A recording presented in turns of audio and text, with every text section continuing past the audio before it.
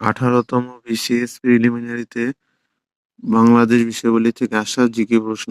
১. মুক্তিযুদ্ধ জাদুঘর কোন এলাকায় অবস্থিত?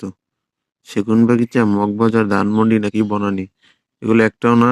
মুক্তিযুদ্ধ জাদুঘর অবস্থিত হচ্ছে আগারগাঁওয়ে, তাই এটা কি ব্ল্যাঙ্ক অ্যান্সার, অর্থাৎ এটা খালি রাখতে হবে, ব্ল্যাঙ্ক অ্যান্সার। ২. বাংলাদেশের মুক্তিযুদ্ধের সময় ঢাকা শহর কোন সেক্টরের অধীনে ছিল? ২ নম্বর সেক্টর। ৩. মুক্তিযুদ্ধে বীরত্বের জন্য কয়জনকে সম্মানসূচক বীর শ্রেষ্ঠ খেতাব দেওয়া হয়? ৭ জন। ৪. তদানীন্তন পূর্ব পাকিস্তানের স্বায়ত্তশাসনের জন্য তখনকার বিরোধী দলগুলোর এক সম্মেলনে বঙ্গবন্ধু শেখ মুজিবুর রহমান ৬ দফা দাবি পেশ করেন। ওই সম্মেলন কোথায় অনুষ্ঠিত হয়? ওই সম্মেলন অনুষ্ঠিত হয় লাহোরে, অর্থাৎ পাকিস্তানের যে লাহোর ছিল সেখানে। ৫.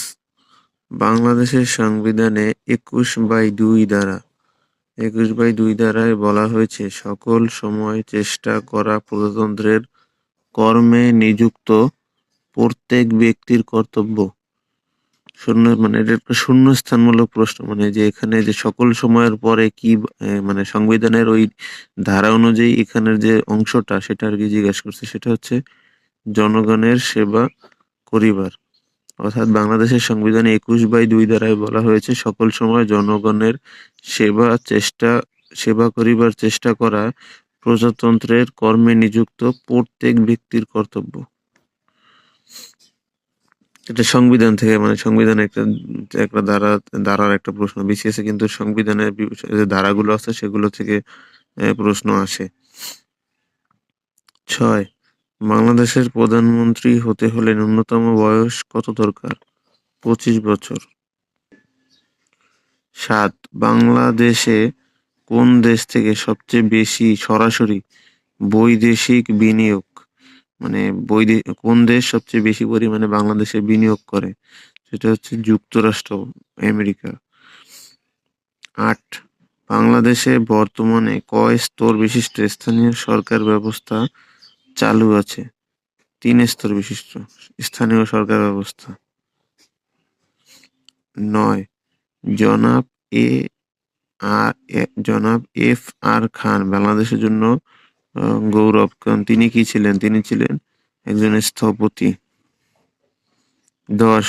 খুলনা হার্ডবোর্ড মিলে কাঁচামাল হিসেবে ব্যবহৃত কোন ধরনের কাঠ?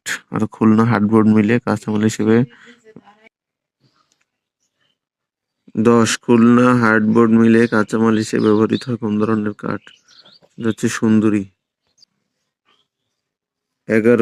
তৈরি পোশাক থেকে বাংলাদেশের রপ্তানি আয়ের শতকরা কত ভাগ আসে? এটা কিন্তু ১৯৯৫-৯৬ সালের হিসাব মতে সেটা হচ্ছে প্রায় ৫০ ভাগ। ১২. দিনাজপুর জেলার বড়পুকুরিয়ায় কিসের খনিজ প্রকল্পের কাজ চলছে? কয়লা।